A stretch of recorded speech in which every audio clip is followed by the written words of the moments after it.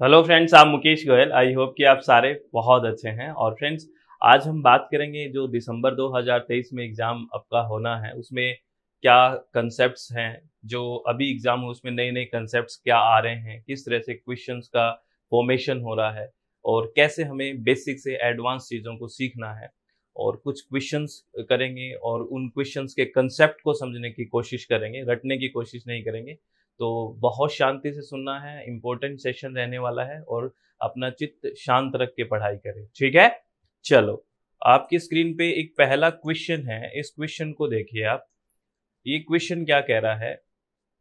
In studies involving human subjects there could be short or long term changes in participants because of psychological changes like boredom and fatigue. This would constitute which of the following threats to internal validity? पढ़ाई में मानव विषयों को शामिल करते हुए बोरियत और थकान जैसे मनोवैज्ञानिक परिवर्तनों के कारण प्रतिभागियों में अल्पकालिक या दीर्घकालिक परिवर्तन हो सकते हैं। इससे आंतरिक वैधता के लिए निम्नलिखित में से कौन सा खतरा उत्पन्न होगा? ये साइकोलॉजी बेस्ड क्वेश्चन है ना। और टीचिंग एप्टीट्यूड में बहुत अच्छे से चीज़ों को जोड़ के क्वेश्चन पूछा जाता है ये। तो अभी आपको ये क्वेश्चन हैंडल करने से पहले आपको इंटरनल वैलिडिटी और एक्सटर्नल वैलिडिटी का पता होना चाहिए।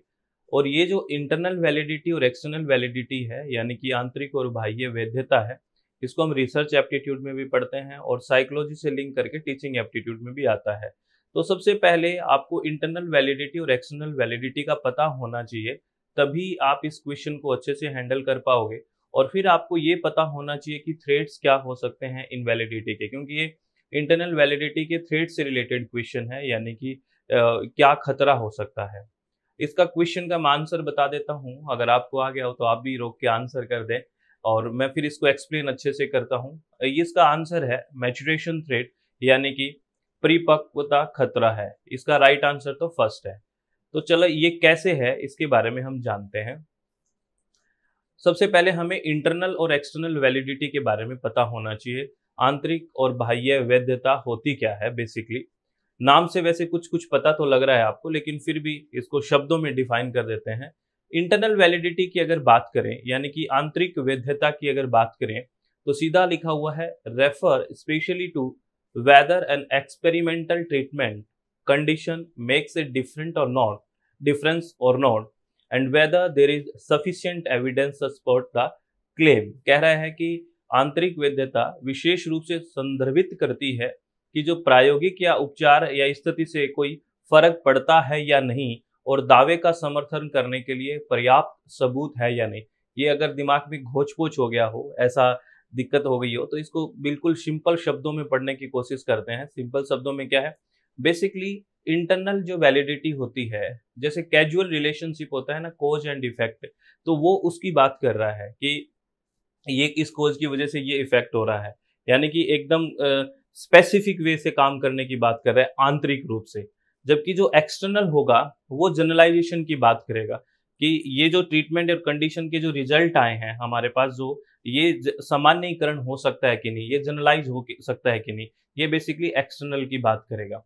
इसको और स्पष्ट शब्दों में लिख दिया है मैंने, एक बार और स्पष्ट शब्दों में देख लें, आपको और अच्छे से समझ में आ जाएगा। इंटरनल वैलिडिटी को और अच्छे से करें, क्या है, the degree of confidence that the casual relationship, cause and effect की बात कर रहे हैं, casual relationship we are testing is not influenced by other factors और वेरिएबल्स। क्या कह रहा है, आंतरिक वैधता का विश्वास है कि जिस कारणात्मक संबंध का हम परीक्षण कर रहे हैं, कोज एंड इफेक्ट का, वह कोई अन्य कारकों या चर से प्रभावित नहीं है। बेसिकली हमारा पूरा कंट्रोल है, कोज एंड इफेक्ट की बात कर रहे हैं, कोई भी किसी भी तरह का जो फैक्टर है वो इन्फ्लुएंस नहीं कर रहा है। जो तो ये बात कर रहा है आंतरिक की, ठीक है ना, अंदर की, कोज एंड इफेक्ट की, ये हो रहा है तो ये हो रहा है कि नहीं, ये हो रहा है कि ये हो रहा है कि नहीं, तो ये आंतरिक की बात कर रहा है। जबकि एक्सटर्नल में क्या होगा, नाम ही कह रहा है कि जो इसके परिणाम आए हैं, जो भी इसके रिजल्ट्स आए हैं, जो भी आउटकम आए हैं, उसको हम जनरलाइज कर सकते हैं कि नहीं कर सकते। Is the extent to which our results can be generalise to other context, है ना।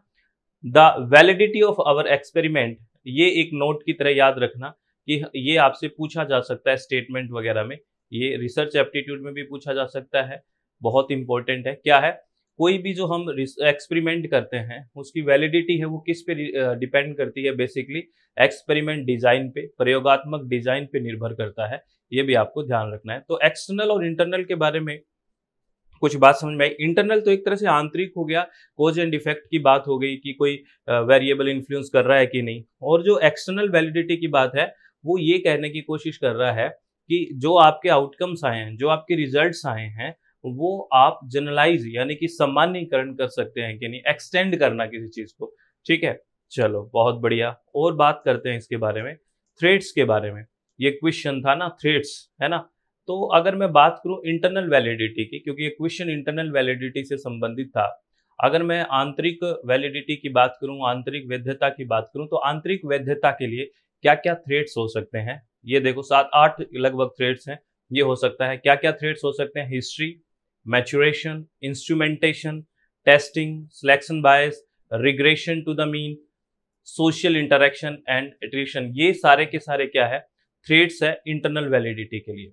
तो इसको आपको ध्यान रखना है कि इंटरनल जो वैलिडिटी होती है, जो आंतरिक वैधता होती है, उसके क्या क्या थ्रेड्स हो सकते हैं। आंतरिक वैधता का मतलब आप समझ गए ना, कोज एंड इफेक्ट वाली बात कर रहे हैं, कैजुअल रिलेशनशिप की बात कर रहे हैं, वहां पे क्या क्या थ्रेड्स हो सकते हैं। हिस्ट्री, हिस्ट्री मतलब जो इसमें लिखा हुआ है भैया, हिस्ट्री इफेक्ट क्या होगा, जो आपका बिलीफ, आपका बिहेवियर हुआ है ना, वो लार्ज ग्रुप ऑफ मेंबर्स का कोई बिहेवियर बन जाता है, कोई एटीट्यूड बन जाता है ना, किसी सिटी का, किसी कंट्री का, किसी कल्चर का, ठीक है ना, वो टाइम के अकॉर्डिंग, तो वो है हिस्ट्री का इफेक्ट बेसिकली, है ना।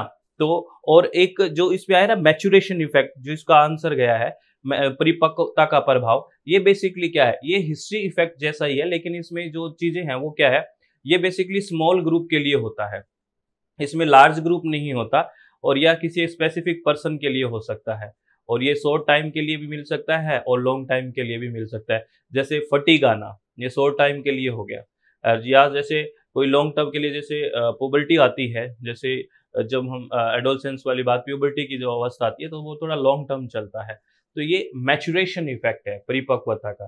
तो अगर उसमें देखो फटीग की बात हुई थी, अगर उस क्वेश्चन में फिर चलते हैं, आपको इंटरनल और एक्सटर्नल में बात आई, और थ्रेड्स याद रखना इंटरनल वैलिडिटी के, और इनको डिफाइन करने की कोशिश करना कमेंट बॉक्स में, आप कितना अच्छे से समझे हो। अब इस क्वेश्चन को देखना, पहले क्या कह रहा है, in studies involving human subject there could be short और long term change in participant because psychological change in boredom and fatigue, ये शब्द आ गया ना, और जहां पे बोर्डम और फटीग आता है वहां बेसिकली कौन सा होता है, मैचुरेशन थ्रेट होता है। ये बात समझ में आई क्या, आ गई ना, चलो बहुत बढ़िया। कुछ बात रिलेट कर पा रहे हो तो बहुत अच्छी बात है। नेक्स्ट क्वेश्चन क्या कह रहा है, हाँ, अपनी SWMG एप्लीकेशन में हम पेपर 1 कंप्लीट पढ़ते हैं फ्रेंड्स, है ना, हिंदी और इंग्लिश माध्यम में, और पेपर 2 इन्वायरमेंटल साइंस पढ़ते हैं, और पेपर 2 एजुकेशन भी लॉन्च हो चुका है। इसके बारे में डिटेल में मैं लास्ट में बात करूंगा फ्रेंड्स, सारी बातें लास्ट में करूंगा। अभी आगे क्वेश्चंस के बारे में बात करते हैं और बेसिक कुछ कंसेप्ट्स को समझने की कोशिश करते हैं। देखो ये क्वेश्चन, देखो ये क्वेश्चन भी बहुत शानदार है। क्या कह रहा है, जो absenteeism related behavior in which children willingly make themselves absent from the classroom or outside classroom activities of the school without the prior permission of their parents is called as। क्या कह रहा है, अनुपस्थिति से संबंधित व्यवहार जिसमें बच्चे स्वेच्छा से अपने माता पिता की पूर्व अनुमति के बिना स्कूल की कक्षा या कक्षा के बाहर की गतिविधियों से अनुपस्थित रहते हैं, तो वो क्या कहलाएगा। क्वेश्चन बड़ा शानदार है ना, टीचिंग एप्टीट्यूड से रिलेट कर सकते हैं। क्या कहलाएगा, चीटिंग कहलाएगा, या टिंट्रोमास लाएगा यानी कि नखरे, या फिर लाइंग कहलाएगा, या फिर ट्राउनशिप बोला जाएगा यानी कि प्लायनशीलता, क्या बोला जाएगा आपके अकॉर्डिंग। इसका राइट आंसर है फोर्स, दैट इज ट्राउनसी यानी कि प्लायनशीलता। बेसिकली ये शब्द है, ये एब्सेंटिज्म से ही जुड़ा है, अनुपस्थिति से जुड़ा है। ये थोड़ा सा अगर यहाँ पता हो तो ये शब्द किससे जुड़ा है, ये अनुपस्थिति से जुड़ा है, जिसमें एक तरह से थोड़ा सा इलीगल वे से अनुपस्थित है ना, क्योंकि वो इन्फॉर्म नहीं कर रहा, इस तरह से जो अनुपस्थिति रहता है उसको बोलते हैं हम ट्राउनसी या फिर प्लायनशीलता। अच्छा शब्द है, इस शब्द को संभाल कर रखना, आगे भी आपसे क्वेश्चन में पूछा जा सकता है। ठीक है, समझ में आ गई बात, चलो बहुत बढ़िया। आगे बात करते हैं फ्रेंड्स। ये क्वेश्चन देखो, ये भी बड़ा शानदार क्वेश्चन है। ये कह रहा है which of the following were visualised by the national policy on education 1986 via higher education. हम तीन पॉलिसीज की बात करते हैं। पहली 68 में आई, दूसरी 1986 में आई और इसमें थोड़ा अमेंडमेंट हुआ 1992 में, ये भी आपसे क्वेश्चन पूछा। और 2020 में जो न्यू एजुकेशन पॉलिसी, जो नेशनल एजुकेशन पॉलिसी आई है, उसके बारे में भी क्वेश्चंस बहुत अच्छे आते हैं। और 86 से बहुत सारे क्वेश्चन आते हैं हर बार पेपर में। तो ये कह रहा है कि राष्ट्रीय शिक्षा नीति 1986 द्वारा उच्च शिक्षा में कि उस शिक्षा की निम्नलिखित में से किसकी कल्पना की गई थी। मतलब 1986 में क्या कल्पना की गई, क्या विजुअलाइज किया गया जो 1986 की एनईपी नेशनल एजुकेशन पॉलिसी। पहला ऑप्शन कह रहा है complete privatisation of higher education, उच्च शिक्षा का पूर्ण निजीकरण। ऐसा इन्होंने नहीं बोला, ऐसा इन्होंने नहीं बोला कि उच्च शिक्षा का निजीकरण। अगर ऐसा नहीं बोला तो ये ऑप्शन भी कट गया, ये ऑप्शन भी कट गया और ये ऑप्शन भी कट गया। राइट आंसर कौन सा आ गया, बी सी डी ई। तो ये बात आप नोट करके रखो कि सेकंड जो नेशनल एजुकेशन पॉलिसी आई 1986 में, उन्होंने किस चीज को विजुअलाइज किया या किस तरह किस चीजों की कल्पना की। उन्होंने क्या कहा consolidation of and expansion of institutions, यानी कि संस्थानों का एकीकरण करना और उनका विस्तार करना। ट्रेनिंग ऑफ टीचर, शिक्षकों का प्रशिक्षण की बात की उन्होंने। डेवलपमेंट ऑफ ऑटोनोमस कॉलेज, स्वायत्त महाविद्यालयों के विकास की बात की। और स्ट्रेंथनिंग ऑफ रिसर्च, अनुसंधान को सुदृढ़ करने की बात की। तो ये बात थी, लेकिन ए ऑप्शन वाला कट जाएगा, तो राइट आंसर इसका थर्ड आ जाएगा। बहुत बेसिक सा क्वेश्चन है, क्योंकि ये थोड़ा सा कंप्लीट प्राइवेटाइजेशन की बात होती तो फिर दिक्कत हो जाती ना। आप भी समझते हो उस टाइम कंप्लीट प्राइवेटाइजेशन की बात नहीं, उस टाइम तो बिल्कुल भी नहीं। समझ में आ रही है बात? तो इसको आराम से सोच के आप कर सकते थे, क्योंकि ए ऑप्शन और तीनों में था। चलो नेक्स्ट क्वेश्चन क्या कह रहा है, ये भी थोड़ा सा समझने वाला क्वेश्चन है, अगर हल्का सा समझ है तो कर सकते हैं। ये कह रहा है which of the following factors influencing learning are not related to content. ये कह रहा है सीखने को प्रभावित करने वाले निम्नलिखित में से कौन से कारक सामग्री से संबंधित नहीं है। यानी कि आपको पता है जब हम कोई चीज सीखते हैं तो हमारा कहीं ना कहीं जो लर्निंग होती है वो इन्फ्लुएंस होती है, बहुत सारी चीज़ों से प्रभावित होती है। हमारे इन्वायरमेंट से, हमारे जो पढ़ा रहे हैं उनसे, हम पढ़ रहे हैं, मतलब सारी चीज़ों से, हमारे साइकोलॉजी से, सबसे चीज़ों से क्या होता है, हमारी लर्निंग है वो इन्फ्लुएंस होती है। तो ये पूछा है कि ये सारी चीज़ इन्फ्लुएंस करने वाली है इन ऑप्शंस में से, तो कौन सी ऐसी चीज़ है जो नॉट रिलेटेड टू कंटेंट है। यानी कि ऐसी कौन सी चीज़ है जो सामग्री से संबंधित नहीं है, कंटेंट से संबंधित नहीं है। इस नोट को पक्का पढ़ ले। कई बच्चे इसको नोट को नहीं पढ़ के रिलेटेड टू कंटेंट कराए थे, वो गलत बात है। नॉट रिलेटेड टू कंटेंट है। तो सबसे पहले रेडीनेस एंड विल पावर, तत्परता और इच्छा शक्ति। इसमें देखो कोई कंटेंट का रोल नहीं है। आपकी अगर सीखने की तत्परता है, आप इच्छा शक्ति मजबूत है, तो आप सीख सकते हो, लेकिन यहाँ कंटेंट का रोल नहीं है। तो एक तो ये हो गया। दूसरा कह रहा है ऑर्गेनाइजेशन ऑफ द कंटेंट, यहाँ कंटेंट शब्द आ गया, तो ये नॉट रिलेटेड टू कंटेंट बात करनी थी, तो ये तो रिलेटेड है कंटेंट से, तो ये छोड़ दो।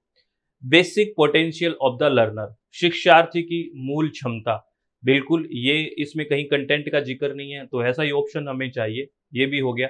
डी कह रहा है नेचर ऑफ द कंटेंट, फिर यहाँ पे कंटेंट आ गया, तो ये नहीं होगा। ई कह रहा है mastery over the subject matter, विषय वस्तु पर महारत।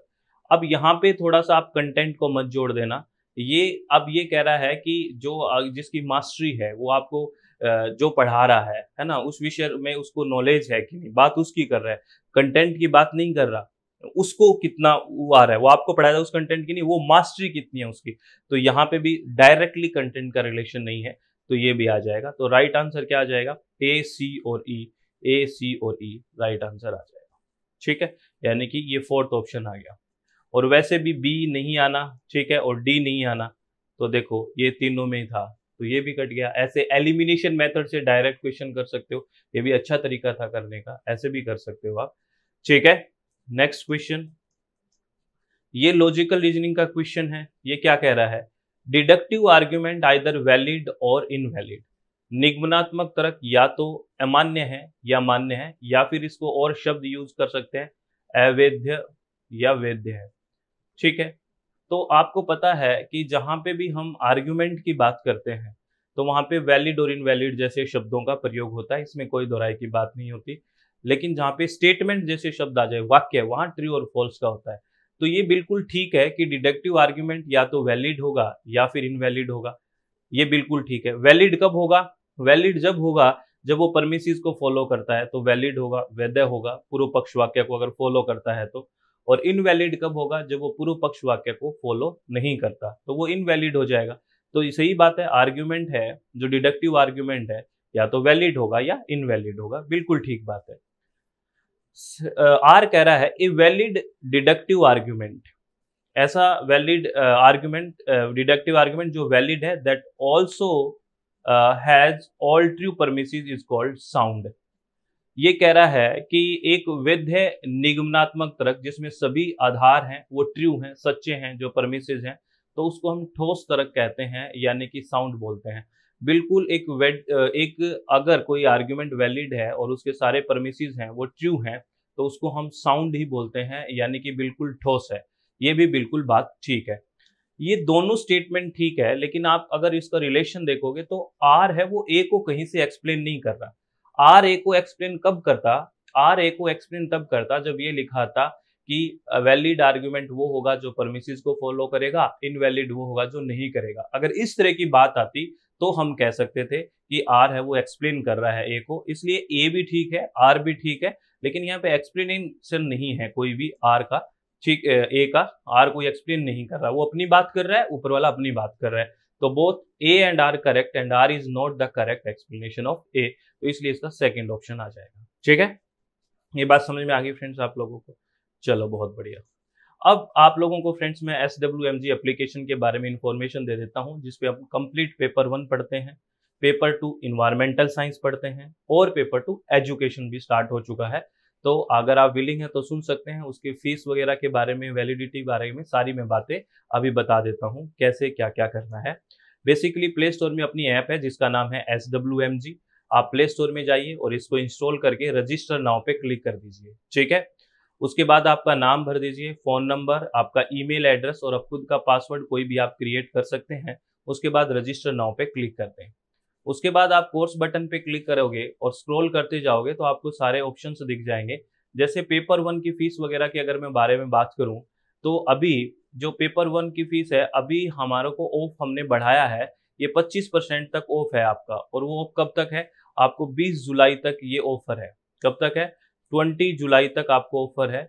जो भी आपका 10 की 10 यूनिट रिकॉर्डेड लेक्चर मिलेंगे इसमें, एकदम जो स्टूडेंट कह रहा है कि मैं लाइव नहीं कर पा रहा हूँ, मुझे रिकॉर्डेड चाहिए, तो वो इसको रिकॉर्डेड बैच भी ज्वाइन कर सकता है। प्लस हमने लाइव प्लस रिकॉर्डेड बैच, जिसमें डेली लाइव भी होगी और रिकॉर्डेड होगी, वो बैच भी लॉन्च हो चुका है। और उसकी भी 25% ऑफ है फ्रेंड्स, 25% ऑफ है उस पर भी। और वो ऑफ कब है? 20 जुलाई तक। ठीक है, और वो 20 जुलाई को ही आपकी पहली लाइव क्लास होगी। एक साथ रिकॉर्डेड तो 10 की 10 यूनिट मिल ही जाएगी, प्लस आपको लाइव सेशन 20 जुलाई से पहला आएगा पेपर 1 का। तो आप अपनी सीट बुक करवा सकते हो अभी से। ठीक है, लाइव सेशन के लिए करवा सकते हो। और कॉम्बो पैक के लिए भी आपको प्राइस दिख रहा है। और पेपर 2 एजुकेशन की बात करें तो इसका जो 25 जुलाई तक है, मैं बता देता हूं, इसका जो ये ऑफर है ये 25 जुलाई तक है। अगर पेपर 2 एजुकेशन की बात करूं तो इसमें हमने 30% ऑफ दिया हुआ है। पेपर 1 और पेपर 2 कॉम्बो पैक आप यूज करते हो तो इनका 7,612 रुपए है। ठीक है ना, इसमें आपको एजुकेशन की जो एक क्लास है वो 25 जुलाई से, याद रखना, 25 जुलाई से डेली आपको एक रिकॉर्डेड क्लास मिलेगी। और अगर कोई डाउट आता है तो हर वीक में एक डाउट लाइव सेशन रहेगा। आप अपना वहां पे जैसे ही ज्वाइन करते हो तो आस्क योर क्वेश्चन या आस्क योर डाउट का ऑप्शन मिलेगा, वहां अपना डाउट आप नोट करके रख दें कि मेरा डाउट ये है। और उस डाउट को हम फिर 7 दिन में जितने बच्चों ने, पेड बच्चों ने जितने भी डाउट्स दिए हैं, उन डाउट को हम कलेक्ट करेंगे और फिर पेड यूजर्स ही उस डाउट्स को हम एक्सप्लेन करेंगे लाइव सेशन में। तो सारों के डाउट एक साथ क्लियर होंगे और अच्छी अच्छी चीजें समझने में मिलेगी। ठीक है, और पेपर 1 इसमें लाइव मिलेगा। और पेपर 2 इन्वायरमेंटल साइंस है, इसका भी 25% ऑफ है टिल 20 जुलाई। ठीक है ना, 20 जुलाई तक ये ऑफर है। तो और इसमें भी आपको अपडेटेड सिलेबस के अकॉर्डिंग कंप्लीट मिलेगा। पेपर 1 और paper 2 environment science combo pack का ये फीस रहेगा। तो सारी चीज़ें आप वहाँ से देख लें। डिस्क्रिप्शन बॉक्स में नंबर दिया हुआ है, डिस्क्रिप्शन बॉक्स में एप्लीकेशन दिया हुआ है, एप्लीकेशन का लिंक इंस्टॉल कर सकते हैं और डिस्क्रिप्शन बॉक्स में जो नंबर दिया हुआ है वहाँ पे आप व्हाट्सअप करके, कॉल करके जानकारी ले सकते हैं। ठीक है ना फ्रेंड्स? और अपना चित्त शांत रखें, किसी भी तरह की कोई टेंशन ना लें, आराम से तैयारी करें, ठीक है? और अभी से तैयारी स्टार्ट कर दें, ज़्यादा टाइम वेस्ट ना करें, आप लोगों से रिक्वेस्ट है, ठीक है? तो ऑल द वेरी बेस्ट, बहुत-बहुत धन्यवाद, thank you, thanks a lot friends.